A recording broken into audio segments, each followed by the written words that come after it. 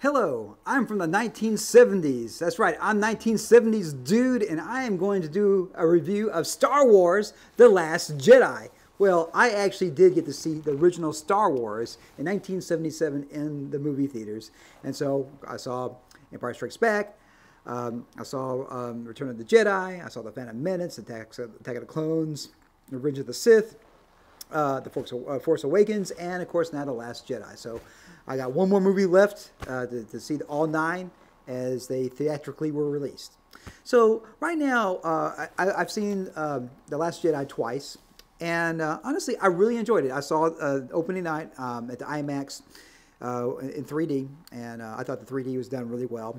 And I enjoyed the film greatly, and I usually like watching films in 2D, so I saw it on 2D last night.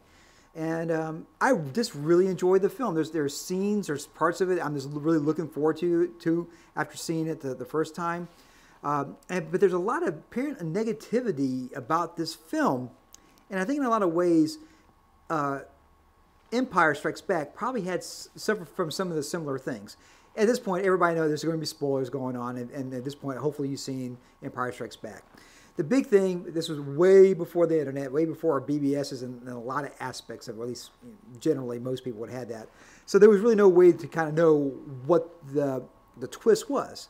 And so when you see Darth Vader basically say that, I'm your father to Luke, and it's like, wow, blew you away. It was amazing. Everybody loved it. It was this pandemonium coolness going on. And so, but there were folks that didn't like it. They said, well, this is a little bit, darker than Star Wars. It's the middle chapter of the trilogy. And at that point, you really didn't think in trilogy so much. I guess they had, Planet of the Apes films, but there were more than 3, right? And anyways, there really wasn't trilogy so much going on. So, but as time went on, Empire is seen as the best of that. I still really enjoy Star Wars because there's the magic of the story of the Jedis and the lightsabers and the Force, and all the characters are introduced, and have that epic, probably the best lightsaber fight between Darth Vader and Obi-Wan of all the 8 movies I've seen so far. I know some had more action and more exciting in some aspects of it, but the one that really meant something was that one there. And the lightsaber battle between Darth Vader and Luke in Empire was pivotal to the plot. It worked out great. It told the story. It was amazing. So I'm looking through the internet. I'm reading through some things and some of the gripes some of these fans are having about the Last Jedi. I'm going to say this: if you're a Star Wars fan, you would enjoy this film. You may not like where it came from. I think of it this way: people are actually having petitions saying, delete this film and shoot another episode 8 and add all the stuff that we want into it. As I was watching the prequels, I remember the backstory between Obi-Wan and Anakin Skywalker was that they're on a volcano planet, and basically the Force was stronger in Anakin, but Obi-Wan had better skills with a saber or whatnot, and he defeats them, basically throws them into the volcano, and he turns into Darth Vader and whatnot. And we sort of see that. We sort of see that at the Revenge of the Sith. But man, that fight took like 20 minutes, that lightsaber fight. So that took forever. So anyways, but it was there, but it wasn't what I was expecting. I was expecting some massive. This is not that I got the high ground, so there it is. You can't get me. I'm thinking, you're a Jedi. You can jump up in the air. That doesn't make any sense. So I think those are the type of things that you look at. First off, it's a film. It's a movie. It's not reality. The Force does not exist. Lightsabers don't exist. These type of things. It's part of the movie canon that we like and love, and these magical things that happen. But just like we watch Harry Potter, they can't fly around. There aren't wizards and witches and things like that. And you go watch any film, any sci-fi film, it's an escape from reality. And of course, if you watch The Rise of the Robots, it's escape from reality too in this film.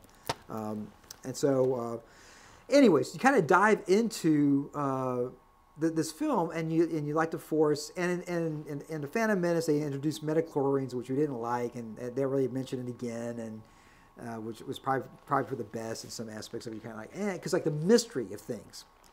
That's why a lightsaber fight that's very small and minimalistic is way more powerful than one that drags on for 25 minutes. Like, man, you get bored. Less is way more in filmmaking. Less is way more in any type of creative endeavor in a lot of ways. It's always better leaving an audience wanting more than saying, man, I'm bored. Let me check my watch or my cell phone now and whatnot. So there's a lot of fans out there that really don't like this film because the way they treat Luke Skywalker or the Skywalker family in this film. Of course, there's spoilers going on. Don't watch this if you haven't seen the film. But why were you watching this if you haven't seen the film? And I'm thinking, yeah, it's treating it's telling a story. You may not see the whole thing because we haven't seen the last film, and the last film may not work at all. The last film may be amazing, may answer everything that all of the problems that you have right now. I think one of the things that happened sadly is Carrie Fisher passed away. She had a major part in this film. Quite unexpectedly, you know, when you see the bridge gets destroyed and she gets sucked out into space, you think, well, okay, that's how they kill her off. But no, she uses the Force to come back in. We haven't seen that before, and even though she's not a true Jedi, and I think that's the part of it. When he's talking about there should be, you know, forget the Sith, forget the Jedi, that the Force is for everybody. It's arrogant to think it's only ours. It's all around us. It's in between everything, and that's why this girl, Rey, that hasn't had any training, can go toe-to-toe with someone that was trained as a Sith. And because this Force is around, and they're really strong in the Force and whatnot like that. So I think that's the part that people just don't understand or not seeing in there. Star Wars is escapism. Star Wars is a morality play. Star Wars is a lot of aspects of things going on. It's an action film. You go in there and you forget your past, you forget the future, you forget the present. You're just in there and enjoying this movie. You're not worried about anything. You're not worried about paying your bills or what tests you pass or what promotions you get or don't get or anything. You go there to escape reality. And then that's the powerful part of filmmaking, is that you're going to escape reality when you go watch these films. And that film did that for me. I didn't look at my phone at all on opening night. I watched the whole way through. I didn't look at my watch. I knew I could tell it was a long film, but man, it was jumping through. It was going through the paces pretty well. So I was like, okay, I'm down for this. This is pretty cool. I can dig this. So I think that's one of the biggest problems people have with this film is that they're expecting, okay, Luke's going to come over and train Rey, and there's going to be this Padawan thing going on, and they're going to go against Ben Solo and whatnot. And there's some problems I have with the Force Awakens. I'm not convinced that after Jedi that the Empire survived. And I don't know. I'm not given enough story about who these people are. I know they're remnants of the Empire, I guess, and it's just not a true backstory. And Snoke, who is this? Is this another Sith? I thought all the Sith were gone. Who are these people? But again, I guess it kind of ties into it that the Force is everywhere. People can tap into it, whether you're a Jedi or a Sith, a normal person. We kind of saw that a little bit in Rogue One, where you're kind of Force sensitive. Maybe Jar Jar Binks was Force sensitive in some ways. And the Force is around, and even the ones that weren't Jedis, even in the original ones, they always say, "May the Force be with you." And you know, Luke, use the Force, turn off the computer, basically. And he turns, "Hey, what's wrong?" "Nothing's wrong." And he goes, pfft. And of course, the stories of Death Star and whatnot. So I'm just not convinced about this First Order. I don't know where they came from. I'm glad there's real stormtroopers, thank goodness, because we all know that stormtroopers could have took out the Ewoks any day of the week. In Return of the Jedi, they have their own territory, they know the place or whatever. Pfft, stormtroopers, come on. You know, it'd be like saying Darth Vader, you know, can't take on a vending machine or something like that. It doesn't make any sense. But anyways, you know, they weren't wanting to sell merchandise. And I guess in some aspects on here, there was a lot of comedy in this, levity going on, which is fine. I enjoyed it. I laughed. Some things were humorous in Force Awakens as well. So here's a couple of things going on. Someone actually has a list here on the internet, which we didn't have in the 1970s. Thank goodness, because I think films like this maybe not survived.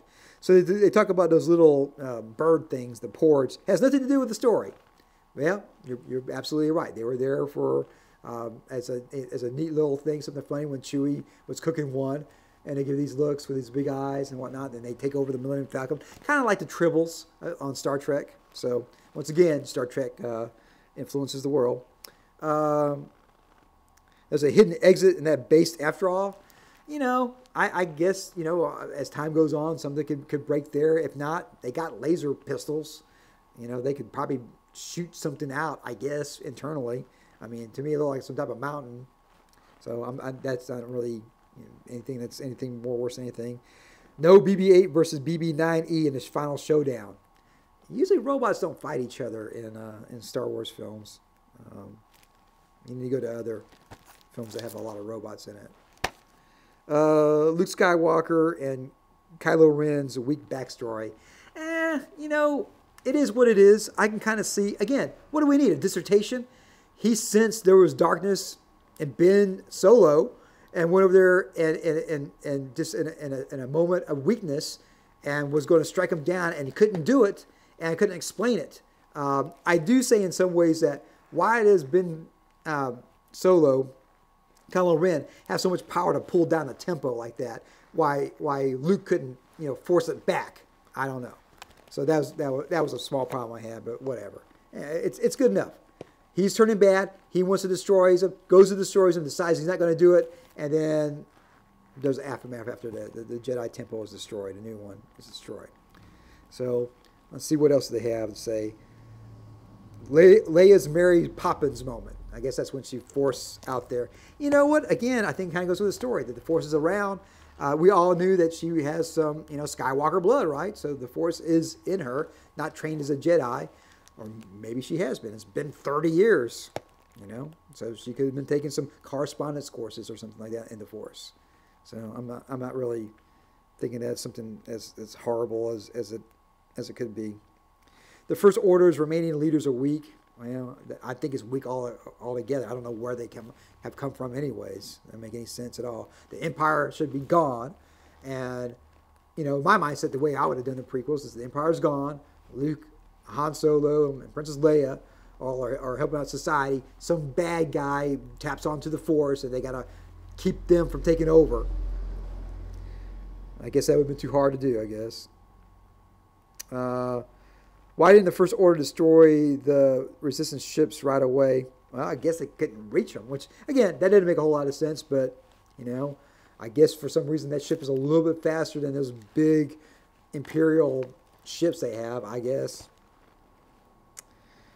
Slapstick comedy. You know, the beings there on the Jedi island. I'm fine with those little birds and stuff like that. It didn't bother me. It's like a half a second. You know, it's not like 20 million minutes going on. It's not that long. And let's see what other gripes they're having with the Jedi film. Why didn't Vice Admiral Holdio just tell Poe about her plan from the beginning? Because she's an officer, she's in charge. She don't tell anybody. Anybody knows chain of command? Generals got to tell people what to do. They just tell them what to do. That's their plan there. You know, and I guess they're trying to make him as a, you know, kind of next Han Solo, you know, as a little rogue, and that definitely did show off there. Rey's parents are just nobodies. What were you expecting? It was Luke Skywalker's kid, you know. Is it Obi-Wan's kid? Is it Yoda's kid? What are you expecting? You know, is it Darth Maul's kid? Is it Jar Jar Binks' kid? I mean, what do you expect?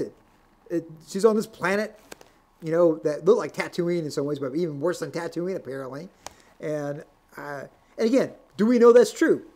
In the first episode of Star Wars, he was saying that, you know, Anakin Skywalker was seduced by the dark side of the Force, and Darth Vader killed your father, Luke.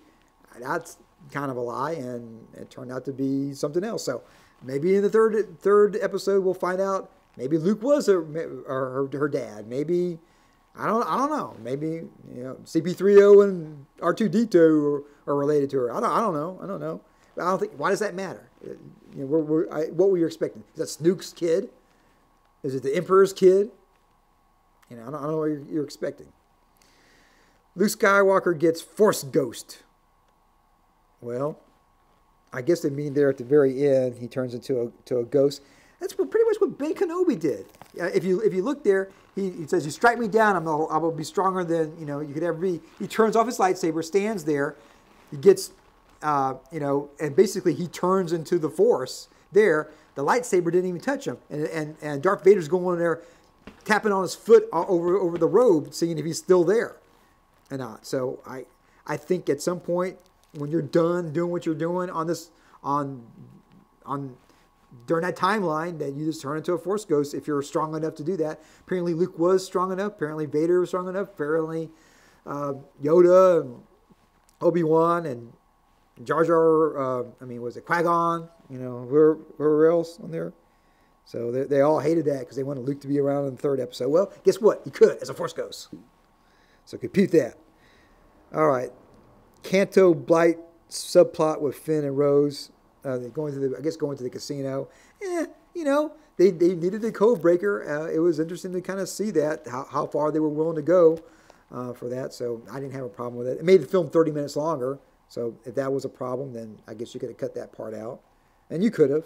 And then it would have been fine. I thought it was some interesting things going on. It sets up the ending a little bit. We get to meet those little kids. And they got the rebel ring going on. So, you know, and there's like a Jedi at the end of it. So you wouldn't have had that. Like, who's this kid? Where they come from? And they had to go there to that casino for that to work out. And number one, it's the Supreme Leader Snook is dead. So what?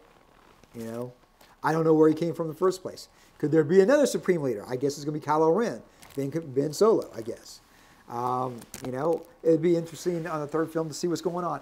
This film, to me, was so good. I thought when Luke walks out of the Rebel base with his lightsaber to take on the fleet there, I thought they could have ended it. Bam! Cliffhanger. You take my money. Take my money. I want to see this fight. I just want to see this fight. In a lot of ways, they could really have wrapped this whole thing up. Killed off Kylo Ren or had him turn to the good side, add another 20 minutes to the film or whatever. The film was done. The film could have been done after this. So I have no idea where they're going to go. In a lot of ways, they could have took a few minutes from the first one, The Force Awakens, and they had this one, maybe another few minutes, and they could have had the whole complete trilogy in one film. But guess what? Hollywood doesn't want that. The mouse doesn't want that because they want ticket sales. Think about this. Follow the money. They don't care. They want you to buy tickets and be entertained, but all they care about is selling tickets. And all these people that are complaining about all these things, you're going to go out there and pay the $10, $20 to watch Star Wars, the 9th episode, because you're already there. You're pot committed. You're not going to not see these films. All right? So, anyways, I hope in some ways to kind of debunk some of those things. If you enjoy Star Wars and understand that the Force is movable around, I think this film is fine. Is the film perfect? I'm not going to say perfect. Was it very enjoyable? I think it was very enjoyable. My rating for this film, and I kind of have, this is kind of the measuring point I do, is pay full price. You know, just pay full price. Matinee. Wait for it to come out on DVD, Blu-ray, or wait for VOD, or go outside, you know, ride a bike, or even better, watch The Rise of the Robots. That's kind of my review. So those are kind of area. I say this is full price, definitely full price. Go out there and watch this film. And I plan to go watch it a few more times. And I'm going to do a review about this as well. And I got a movie pass, so I can go watch Star Wars 30 times this month if I want to. So compute that. And thank you for listening to this review. I really enjoyed The Last Jedi, Star Wars The Last Jedi. And I think if you're a Star Wars fan, you really would enjoy it as well. And if you enjoy that, I know you're going to enjoy The Rise of the Robots. This is a film that I made. If you go to www.therobotfilm.com and watch this amazing film with robots in it that I made, and if you think this review is amazing, as it should be, go out and watch The Rise of the Robots over and over again. Share it with your friends. The more people that see this film, the better humanity will be. And I do not say that lightly. The more people that see The Rise of the Robots, the world will be a better place. So go out and watch The Rise of the Robots. Go out and watch Star Wars The Last Jedi. I think you really would enjoy that. And remember, I was around in the 70s when these films came out in the first place. I was there for Star Wars. I was there for Empire. I was there for Jedi. I was there for all the prequels, whether we wanted to be there or not. And I'm here now for the winding up the trilogy. And it's a good film. Don't believe the hype. one thing that I don't do, and I with people, any film I care about, I don't want to know anything about. I just want to go watch the film. I don't want to look at trailers or teasers or anything. Oh, look at this, look at this. Oh, there's the Millennium Falcon. Oh, look, there's a Jedi. Oh, look, they're on Tatooine. I don't need any of that junk. Oh, there's Force Ghosts. Oh, I don't need any of that junk. I just want to go in there with my mind and make my own decision whether this is a good film or bad film. It's a good film to me. If it's a bad film to you, that's fine. That's your prerogative. But when you go in there jaded, I think in a lot of ways, I think back to the Ghostbusters film that was rebooted. I just went in there with open mind and I laughed all the way through it. I enjoyed the film. It is what it is. If you really love the original Ghostbusters and that's something that you just can't, no matter you can't get behind, get away from, then nobody that's going to be in a new reboot of Ghostbusters you're going to like. If you're just really committed to Ben Kenobi and Luke and Han Solo and Millennium Falcons, you're not going to like any of the Star Wars. You know, that's what you know. If you came from the prequel eras, you know, these are different films. In a lot of ways, don't watch these films with 1977 eyes or 1999 eyes. This is 2017, last time I checked. And I'm still looking super cool. So go out there and go in there with your own mind. Make your own decisions. You know, when you see these reviews, you know, on all these various sites or this, that, and other, make your own decisions. Go watch the film. Make your own decision. And if it's a horrible film, you know it. If it's not a horrible film, you'll know it as well.